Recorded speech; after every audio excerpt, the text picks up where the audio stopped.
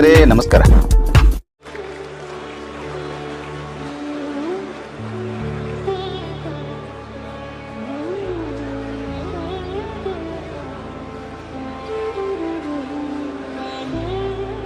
I request Shri DK. Shivakumar ಅವರು ಮಾನ್ಯ ಮುಖ್ಯಮಂತ್ರಿಗಳಾಗಿ ಅಧಿಕಾರ ಪದ ಹಾಗೂ ಗೌಪ್ಯತಾ ಪ್ರಮಾಣ ವಚನ ಸ್ವೀಕರಿಸಲು ಅವರನ್ನು ಆಹ್ವಾನಿಸುತ್ತೇನೆ.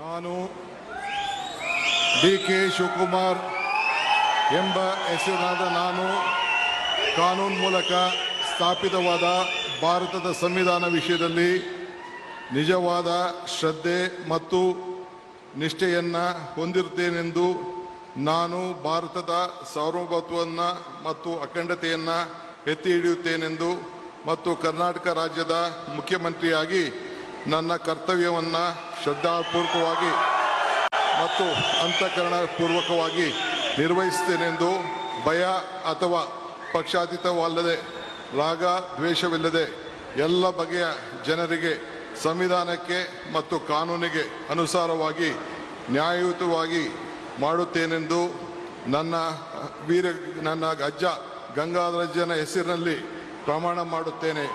ಶ್ರದ್ಧಾಪೂರ್ವಕವಾಗಿ ಪ್ರತಿಜ್ಞೆಯನ್ನು ಮಾಡುತ್ತೇನೆ. ನಾನು ಡಾಕ್ಟರ್ ಜಿ. ಪರಮೇಶ್ವರ ಎಂಬ ಹೆಸರಿನ ನಾನು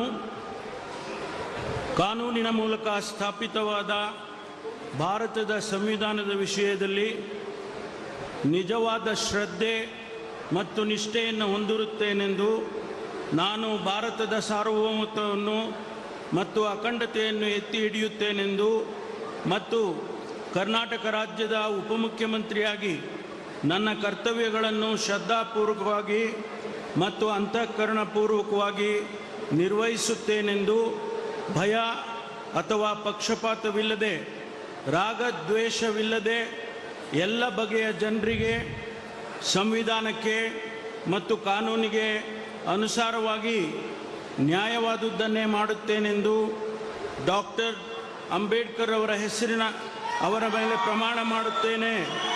ಶ್ರದ್ಧಾಪೂರ್ವಕವಾಗಿ ಪ್ರತಿಜ್ಞೆ ಮಾಡುತ್ತೇನೆ. ಸ್ನೇಹಿತರೆ ನಮಸ್ಕಾರ. KPCC ಅಧ್ಯಕ್ಷರಾದಂಥ ಡಿ.ಕೆ. ಶಿವಕುಮಾರ್ ಅವರು ಇದೀಗ ತಾನೇ ಕರ್ನಾಟಕದ ಮುಖ್ಯಮಂತ್ರಿಗಳಾಗಿ ಪ್ರಮಾಣ ವಚನವನ್ನು ಸ್ವೀಕರಿಸಿದ್ದಾಗಿದೆ. ಆ ಪ್ರಮಾಣ ವಚನ ಸ್ವೀಕರಿಸುವ ಸಮಯದಲ್ಲಿ ಅವರ ಕ್ಯಾಬಿನೆಟ್ನಲ್ಲಿ ಎಷ್ಟು ಮಂದಿ ಇದ್ದಾರೋ ಅನ್ನೋದು ಇಂಪಾರ್ಟೆಂಟ. ಸದ್ಯದಾಗ 34 ಪೈಕಿ ಟೋಟಲ್ ಕರ್ನಾಟಕ ಸರ್ಕಾರದ್ದು ಕ್ಯಾಬಿನೆಟ್ ಸಂಖ್ಯೆ ಇರಬೇಕಾದದ್ದು 34, ಅಂದರೆ ಇನ್ಕ್ಲೂಡಿಂಗ್ CM ಮತ್ತು ಡೆಪ್ಟಿ CM ಸೇರಿ. ಅದರಲ್ಲಿ ಈಗ 14 ಜನ ಪ್ರಮಾಣ ವಚನ ಸ್ವೀಕರಿಸ್ತಾ ಇದ್ದಾರೆ. ಬಹುದಿನಗಳ ಆಸೆಯನ್ನು ಡಿ.ಕೆ. ಶಿವಕುಮಾರ್ ಅವರು ಈಡೇರಿಸ್ಕೊಳ್ತಾ ಇದ್ದಾರೆ.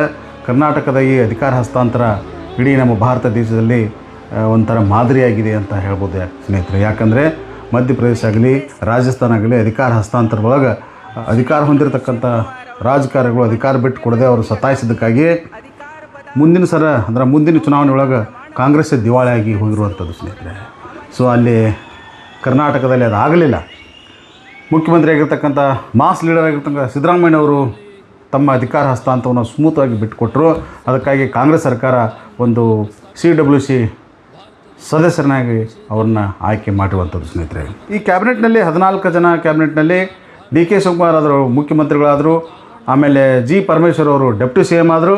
ಉಳಿದ 12 ಜನ ಮಂತ್ರಿಗಳಲ್ಲಿ ಎಲ್ಲ ಹಳಬರ ಇದ್ದಾರೆ, 2 ಹೊಸಬರು ಮಾತ್ರ. ಒಬ್ಬರು UT ಖಾದರ್ ಸ್ಪೀಕರ್ ಆಗಿದ್ದಂಥವ್ರು, ಅವರಿಗೆ ಮಂತ್ರಿ ಆಗ್ಬೇಕಂತ ಭಾಳ ಆಸೆ ಇತ್ತಂತ. ಕಳೆದ ಸಾರಿ ಅವರು ಒತ್ತಾಯಪೂರ್ವಕವಾಗಿ ಸ್ಪೀಕರನ್ನು ಮಾಡಿ ಕೂಡಿಸಿದ್ರು. ಈ ಸಲ ಅವ್ರು ಸ್ಪೀಕರ್ ಆಗಿಲ್ಲ, ನಾನು ಮಂತ್ರಿ ಆಗ್ತೇನೆ ಅಂಥೇಳಿ ಒತ್ತಾಯ ಮಾಡಿ ಮಂತ್ರಿ ಆಗಿರುವಂಥದ್ದು. ಇನ್ನು ಯತೀಂದ್ರ ಸಿದ್ದರಾಮಯ್ಯನವರು ಮಂತ್ರಿ ಆಗ್ತಾಯಿದ್ದಾರೆ. ಅವರು ಹೇಳಿಕೆ ಸಿದ್ದರಾಮಯ್ಯನವರ ಪುತ್ರರು MLC ಆಗಿದ್ದಂಥವ್ರು. ಮತ್ತು ಸಿದ್ದರಾಮಯ್ಯನವ್ರನ್ನ ಸಂತುಷ್ಟಿಪಡಿಸಲಿಕ್ಕೆ ಯತೀಂದ್ರ ಸಿದ್ದರಾಮಯ್ಯನವ್ರನ್ನ ಮಂತ್ರಿ ಮಾಡಲೇಬೇಕು. ಈಗಿಂದ ಮಲ್ಲಿಕಾರ್ಜುನ ಖರ್ಗೆ ಅವ್ರನ್ನ ಸಮಾಧಾನಪಡಿಸುವ ಸಲುವಾಗಿ ಪ್ರಿಯಾಂಕಾ ಖರ್ಗೆ ಅವ್ರನ್ನ ಮಂತ್ರಿ ಮಾಡಿದ್ರಲ್ಲ, ಅದೇ ರೀತಿ ಇಲ್ಲಿಯೂ ಕೂಡ ಕಾಂಗ್ರೆಸ್ ಸರ್ಕಾರದ ಒಂದು ನಿಯಮ ಇತ್ತು. ಏನಿತ್ತಂದ್ರೆ ಫಸ್ಟ್ ಬಂದವ್ರಿಗೆ ಫಸ್ಟ್ ಎಲೆಕ್ಟ್ ಆದರೂ ಮಂತ್ರಿ ಮಾಡಬಾರ್ದು ಅಂಥೇಳಿ. ಬಟ್ ಆ ಪ್ರಿಯಾಂಕಾ ಖರ್ಗೆ ವಿಷಯದಲ್ಲಿ ಅದನ್ನು ಮುರಿದ್ರು. ಯಾಕಂದರೆ ಮಲ್ಲಿಕಾರ್ಜುನ ಖರ್ಗೆ ಅವ್ರನ್ನ ಮನವೊಲಿಸ್ಕೊಳ್ಬೇಕಾಗಿತ್ತು, ಅವರು ಸಮಾಧಾನಪಡಿಸ್ಬೇಕಾಗಿತ್ತು. ಸೊ ಅದೇ ರೀತಿ ಸಿದ್ದರಾಮಯ್ಯನವರು ಮನವೊಲಿಸುವ ಸಲುವಾಗಿ ಹೈಕಮಾಂಡ್ ಇದ್ದದ್ದು ಯತೀಂದ್ರ ಸಿದ್ದರಾಮಯ್ಯನವ್ರನ್ನ ಮಂತ್ರಿ ಮಾಡ್ತಾ ಇರುವಂಥದ್ದು ಸ್ನೇಹಿತರೆ. ಸೊ ಬೆಳಗಾವಿ ಜಿಲ್ಲೆ ಬಗ್ಗೆ ಹೇಳಬೇಕಂದ್ರೆ ಇಲ್ಲಿ ಹಾಲಿ ಇದ್ದಂಥ ಲಕ್ಷ್ಮೀ ಹೆಬ್ಬಾಳ್ಕರ್ ಈ ಸಲ ಈ ಕ್ಯಾಬಿನೆಟ್ನಲ್ಲಿ ಅವ್ರ ಹೆಸರಿಲ್ಲ. ಬಟ್ ಮುಂದಿನ ಸಾರಿ ಬಹುಶಃ ವಿಸ್ತರಣೆಯಲ್ಲಿ ಅವ್ರದ್ದು ಆಗ್ಬೋದು. ಯಾಕಂದ್ರೆ ರೂಪಾ ಶ್ರೀಧರ್ ಅವ್ರದ್ದು ಹೆಸರು ಭಾಳ ಕೇಳಿ ಬರ್ತಾಯಿತ್ತು ಲೇಡೀಸ್ದು. ಆದರೆ ಅವ್ರ ತಂದೆ KS ಮುನಿಯಪ್ಪನವರು ಮತ್ತೆ ಹೊಳ್ಳಿ ಕ್ಯಾಬಿನೆಟ್ಗೆ ಸೇರೋದ್ರಿಂದ ರೂಪಾ ಶ್ರೀಧರ್ ಅವರು ಆಗುವ ಸಂಭವ ಇಲ್ಲ. ಆ ಜಾಗ ಮಾತ್ರ ಲಕ್ಷ್ಮೀ ಹೆಬ್ಬಾಳ್ಕರ್ಗೆ ಫಿಕ್ಸ್ ಆಗಿರುವಂತೆ ಕಾಣ್ತಾ ಇದೆ. ಭಾಳ ದೊಡ್ಡ ಜಿಲ್ಲೆ ಆಗಿರ್ತಕ್ಕಂಥ ಬೆಳಗಾವಿಗೆ ಒಂದು ಕನಿಷ್ಠ 3 ಜನ ಮಂತ್ರಿಗಳಾದರೂ ಬೇಕು ಅಂತೇಳಿ ಇಲ್ಲಿ ಜನ ಬಯಸಿದ್ರು. ಅದೇ ರೀತಿ ಈ ಸರಿ ಏನಾಗಿತ್ತು ಅಂದ್ರೆ ಲಕ್ಷ್ಮಣ ಸವದಿ ಅವ್ರನ್ನ ಅಂದರೆ DK ಶಿವಕುಮಾರ್ ಅವರ ಕ್ಯಾಬಿನೆಟ್ನಲ್ಲಿ ಲಕ್ಷ್ಮಣ ಸವದಿ ಅವ್ರನ್ನ ತೆಗೆದುಕೊಳ್ತಾರೆ, ಒಳ್ಳೆಯ ಖಾತೆಯನ್ನು ಕೊಡ್ತಾರೆ. ಈವನ್ ಬೆಳಗಾವಿ ಜಿಲ್ಲಾ ಉಸ್ತುವಾರಿ ಕೊಡುವ ಸಂಭವ ಐತಿ ಅಂತೇಳಿ ಹವಾ ಎಬ್ಬಿಸಿದ್ರು. ಸೊ ಅವ್ರದ್ದು ಹೆಸರಿಲ್ಲ. ಯಾರ್ಯಾರು ನಿರೀಕ್ಷೆ ಮಾಡಿದ್ರು ಅವ್ರದ್ದು ಯಾರು ಕ್ಯಾಬಿನೆಟ್ನಲ್ಲಿ ಹೋಗುವಂಥ ಹೆಸರು ಕಾಣ್ತಾ ಇಲ್ಲ. ಆಮೇಲೆ ಅಶೋಕ್ ಪಟ್ಟಣ್ ಅವರು ಸಿದ್ದರಾಮಯ್ಯ ಭಾಳ ಆಪ್ತರು ಇದ್ದಂಥವ್ರು, ಅವರು ಕೂಡ 3 ಬಾರಿ ಶಾಸಕರಾಗಿದ್ದಂಥವ್ರು. ಅವ್ರದ್ದು ಈ ಸಲ ಅವರು ನಮ್ಮದು ಮಾಡ್ಬೇಕಂತ ಭಾಳ ಒತ್ತಾಯ ಮಾಡತ್ತವ್ರು ಹೈಕಮಾಂಡ್ಗೆ ಸಿದ್ದರಾಮಯ್ಯರ ಮೂಲಕ. ಬಟ್ ಅವ್ರದ್ದು ಹೆಸರಿಲ್ಲ. ಸೊ ಇನ್ನು ಬರಲಿರುವ ಕ್ಯಾಬಿನೆಟ್ನಲ್ಲಿ ಹೊಸಬರಂತೆ 2 ಮುಖ, ಬರಲಿರುವ 20 ಜನ ಮಂತ್ರಿಗಳನ್ನ ಮಾಡುವಂಥ ಅವಕಾಶ ಇದೆ. ಅದನ್ನು ಬಹುಶಃ ಈ ರಾಜ್ಯಸಭಾ ಚುನಾವಣೆ ಬರ್ತೈತಿ, ಈ ತಿಂಗಳ MLC ಚುನಾವಣೆ ಬರ್ತೈತಿ. ಆ ಚುನಾವಣೆ ಎಲ್ಲ ಮುಗಿದಾದ ನಂತರ ಬಹುಶಃ ಅದನ್ನು ಸಂಪುಟ ವಿಸ್ತರಣೆ ಮಾಡ್ಬೋದು. ಯಾಕಂದ್ರೆ ಅತೃಪ್ತ ಶಾಸಕರು ಏನು ಹೆಚ್ಚು ಕಡಿಮೆ ಮಾಡಬಾರ್ದಲ್ಲ. ಅದನ್ನು ಕಟ್ಟುನಿಟ್ಟಾಗಿ ಮೇಂಟೈನ್ ಮಾಡುವ ಕೆಲಸವನ್ನು ಹೈಕಮಾಂಡ್ ಮಾಡಿದೆ ಅಂತ ಹೇಳ್ಬೋದು ಸ್ನೇಹಿತರೆ. ಆಮೇಲೆ ಇನ್ನು ಸತೀಶ್ ಜಾರಕಿಹೊಳಿ ಅವ್ರ ಬಗ್ಗೆ ಹೇಳಬೇಕಂದ್ರೆ ಸತೀಶ್ ಜಾರಕಿಹೊಳಿ ಈ ಸಲ KPCC ಅಧ್ಯಕ್ಷರ ಆಗ್ತಾರಂತೇಳಿ ಜನ ಭಾವಿಸಿದ್ರು. ಅದರ ಸತೀಶ್ ಜಾರಕಿಹೊಳಿ ಎಂಬ ಹೆಸರನ್ನು ನಾನು ಕಾನೂನಿನ ಮೂಲಕ ಸ್ಥಾಪಿತವಾದ ಭಾರತದ ಸಂವಿಧಾನ ವಿಷಯದಲ್ಲಿ ನಿಜವಾದ ಶ್ರದ್ಧೆ ಮತ್ತು ನಿಷ್ಠೆಯನ್ನು ಹೊಂದಿರುತ್ತೇನೆಂದು ನಾನು ಭಾರತದ ಸಾರ್ವಭೌಮತ್ವವನ್ನು ಮತ್ತು ಅಖಂಡತೆಯನ್ನು ಎತ್ತಿ ಹಿಡಿತೇನೆಂದು ಮತ್ತು ಕರ್ನಾಟಕ ರಾಜ್ಯದ ಮಂತ್ರಿಯಾಗಿ ನನ್ನ ಕರ್ತವ್ಯಗಳನ್ನು ಶ್ರದ್ಧಾಪೂರ್ವಕವಾಗಿ ಮತ್ತು ಅಂತಃಕರಣಪೂರ್ವಕವಾಗಿ ನಿರ್ವಹಿಸ್ತೇನೆಂದು ಭಯ ಅಥವಾ ಪಕ್ಷಪಾತವಿಲ್ಲದೆ ರಾಗದ್ವೇಷ ಇಲ್ಲದೆ ಎಲ್ಲ ಬಗೆಯ ಜನರಿಗೆ ಸಂವಿಧಾನಕ್ಕೆ ಮತ್ತು ಕಾನೂನಿಗೆ ಅನುಸಾರವಾಗಿ ನ್ಯಾಯವಾದವನ್ನು ಮಾಡುತ್ತೇನೆ ಎಂದು ಶ್ರದ್ಧಾಪೂರ್ವಕವಾಗಿ ಪ್ರತಿಜ್ಞೆ ಮಾಡುತ್ತೇನೆ. ಮುಖ್ಯಮಂತ್ರಿ ಸ್ಥಾನಕ್ಕೆ ಲಾಸ್ಟ್ ಮೆಟ್ಟಲ್ ಅಂದರೆ KPCC ಅಧ್ಯಕ್ಷ ಸ್ಥಾನ. ಬಟ್ ಸತೀಶ್ ಅವರು ಒಂದು ಕಂಡೀಷನ್ ಹಾಕಿದ್ರು, ನಾವು ಮಂತ್ರಿ ಸ್ಥಾನ ಇದ್ರೂ ಅದನ್ನು ಕೊಡ್ರಿ ಅಂತಂದರು. ಬಟ್ ಅದು ಕೈ ತಪ್ಪಿರುವಂಥದ್ದು ಸ್ನೇಹಿತರೆ. ಯಾಕಂದರೆ ಅವ್ರ ಮಂತ್ರಿ ಸ್ಥಾನ ಇಲ್ಲದ ಜಾರಕಿಹೊಳಿ ಫ್ಯಾಮಿಲಿ ಇರಲಿಕ್ಕೆ ಸಾಧ್ಯನೇ ಇಲ್ಲ. ಯಾಕಂದರೆ ಅವರೆಲ್ಲ ಚಟುವಟಿಕೆಗಳು ಎಲ್ಲ ಅವ್ರು ಏನು ಬೆಳವಣಿಗೆ ಏನಿರೋದಾವ ಅಲ್ಲೆಲ್ಲ ಸ್ತಬ್ಧ ಆಗಿಬಿಡ್ತಿತ್ತು. ಮಂತ್ರಿ ಸ್ಥಾನ ಇಲ್ಲ ಅಂದರೆ ಯಾರು ಕೇಳಲ್ಲ ಅಂತ ಅವ್ರು ಭಾವಿಸ್ಕೊಂಡಿದ್ರು. ಬಟ್ KPCC ಅಧ್ಯಕ್ಷರಾಗಿದ್ರು ಅಂದ್ರೆ ಅವ್ರ ಮಾತು ಎಲ್ಲರೂ ಕೇಳಬೇಕಾಗಿತ್ತು. ಯಾಕಂದರೆ ಯುದ್ಧ ಕಾಲದಾಗಿದ ಸೇನಾಧಿಪತಿ ಪಾತ್ರ ಭಾಳ ಮುಖ್ಯ ಇರ್ತೈತಿ. KPCC ಅಧ್ಯಕ್ಷರಾಗಿದ್ದಂದ್ರೆ ಎಲ್ಲರೂ ಅವ್ರ ಮಾತು ಕೇಳಬೇಕಾಗಿತ್ತು. ಬಹುಶಃ ಅವ್ರು ಏನು ಹಂಗೆ ತಿಳ್ಕೊಂಡ್ರು ಏನು ಗೊತ್ತಾಗಲಿಲ್ಲ. ರಾಜನಾಗ ಅವಕಾಶವನ್ನು ತಪ್ಪಿಸಿ ನಾನು ಸೇನಾಧಿಪತಿಯಾಗಿ ಇರ್ತೇನೆ ಅಂಥೇಳಿ ಅವ್ರು ಅಂದ್ಕೊಂಡ್ರು ಏನೋ ಗೊತ್ತಿಲ್ಲ. DK ಶಿವಕುಮಾರ್ ಅವ್ರಿಗೆ 2 ಖಾತೆ ಕೊಟ್ಟಿದ್ರಿ, ಡೆಪ್ಟಿ CM ಪದವಿ ಕೊಟ್ಟಿದ್ರಿ, ಮತ್ತು KPCC ಅಧ್ಯಕ್ಷ ಸ್ಥಾನ ಕೊಟ್ಟಿದ್ರಿ, ನನಗೆ ಯಾಕೆ ಹಂಗೆ ಕೊಡಬಾರ್ದು ಅಂತೇಳಿ DK ಶಿವಕುಮಾರ್ ಅವರಿಗೆ ಮತ್ತು ಸತೀಶ್ ಜಾರಕಿಹೊಳಿಗೆ ಹೋಲಿಸ್ಲಿಕ್ಕೆ ಆಗಂಗಿಲ್ಲ. ಯಾಕಂದರೆ DK ಶಿವಕುಮಾರ್ ಅವರು ಕಟ್ಟ ಪಕ್ಷ ನಿಷ್ಠರಿದ್ದಂಥವ್ರು. ಅವ್ರು ಯಾವುದೇ ಪರಿಸ್ಥಿತಿ ಅಂದರೂ ಪಕ್ಷ ಬಿಟ್ಟು ಅಲಗಾಡಿದವರಲ್ಲ, ಬೇರೆ ಪಕ್ಷದವರು ಸಪೋರ್ಟ್ ಮಾಡಿದಂಥವ್ರಲ್ಲ. ಆ ಒಂದು ಕ್ರೆಡಿಟ್ಟು ಸತೀಶ್ ಜಾರಕಿಹೊಳಿ ಅವ್ರ ಮೇಲೆ ಇಲ್ಲ. ಬೆಳಗಾವಿ ಜಿಲ್ಲೆಗೆ ಬಂದ್ರೆ ಅವ್ರ ಪಕ್ಷ ನಿಷ್ಠೆ ಮಾಯ ಆಗ್ತೈತಿ, ಫ್ಯಾಮಿಲಿ ನಿಷ್ಠೆ ಚಾಲು ಆಗ್ತೈತಿ. ಸೊ ಈ ಕಾರಣದಿಂದ ಕೊಟ್ಟಾರೋ ಇಲ್ಲೋ ಗೊತ್ತಾಗಲಿಲ್ಲ ನಮ್ಗೆ. ಆದರೂ ಅವರ ಅಹಿಂದ ನಾಯಕರನ್ನೋ ಕಾರಣಕ್ಕೋ ಅಥವಾ ಸಿದ್ದರಾಮಯ್ಯನವರ ಪಕ್ಕ ಪಾಲವರ ಅನ್ನೋ ಕಾರಣಕ್ಕೋ KPCC ಅಧ್ಯಕ್ಷ ಸ್ಥಾನ ಕೊಡಲಿಕ್ಕೆ ಮುಂದಾಗಿದ್ದರು. ಬಟ್ ಇವರು ಯಾಕೋ ಒಲ್ಲೆ ಅಂದರು. ರಾಜನಾಗುವ ಅವಕಾಶವನ್ನು ಕಳ್ಕೊಂಡ್ರು. ರಾಜನಾಗಿಲ್ಲ, ನಮ್ಮ ಮಂತ್ರಿ ಅಷ್ಟು ಆಗ್ತಾನೆ ಅಂತೇಳಿ ಆಗಿರುವಂಥದ್ದು ಸ್ನೇಹಿತರೆ. ಉಳಿದೆಲ್ಲ ವಿಷಯಗಳಲ್ಲೆಲ್ಲ ಈಗಾಗಲೇ ಸೋಷಿಯಲ್ ಮೀಡಿಯಾದಾಗೆಲ್ಲ ನೋಡಿದ್ರಿ. ಸೊ ಬೆಳಗಾವಿ ಜಿಲ್ಲೆ ಬಗ್ಗೆ ಇಷ್ಟು ಹೇಳಬೇಕಾಗಿತ್ತು. ಲಕ್ಷ್ಮಣ ಸವದಿ ಅವ್ರಿಗೆ ಮಾತ್ರ ಭಾಳ ನಿರಾಸೆ ಆಗಿರುವಂಥದ್ದು. ಯಾಕಂದರೆ ಲಕ್ಷ್ಮಣ ಸವದಿ ಅವ್ರನ್ನ BJPಯಿಂದ ಕಾಂಗ್ರೆಸ್ ಪಕ್ಷಕ್ಕೆ ಕರೆದುಕೊಳ್ಳುವಲ್ಲಿ DK ಶಿವಕುಮಾರ್ ಅವ್ರ ಪಾತ್ರ ಭಾಳ ದೊಡ್ಡದಿತ್ತು. ಅವರು ನಿಮಗೆ ನೆನಪಿರ್ಬೋದು, ಲಕ್ಷ್ಮಣ ಸವದಿ ಅವರು ಕಾಂಗ್ರೆಸ್ ಪಕ್ಷಕ್ಕೆ ಸೇರ್ಲಿಕ್ಕೆ ಬೆಂಗಳೂರಾಗ ಸಭೆ ಕರೆದಿದ್ರು. ಆ ಸಭೆಯೊಳಗೆ ಬೆಳಗಾವಿ ಏರ್ಪೋರ್ಟ್ನಾಗ ಅವರು ಬೆಂಗಳೂರು ಹೊಂಟಿದ್ರು. ಏರ್ಪೋರ್ಟಿಂದ ಯಾವುದೋ ಸಮಾರಂಭಕ್ಕೆ ಸಿದ್ದರಾಮಯ್ಯನವರು ಮತ್ತು ಸತೀಶ್ ಜಾರಕಿಹೊಳಿ ಹೊರಗೆ ಬರ್ತಿದ್ರು.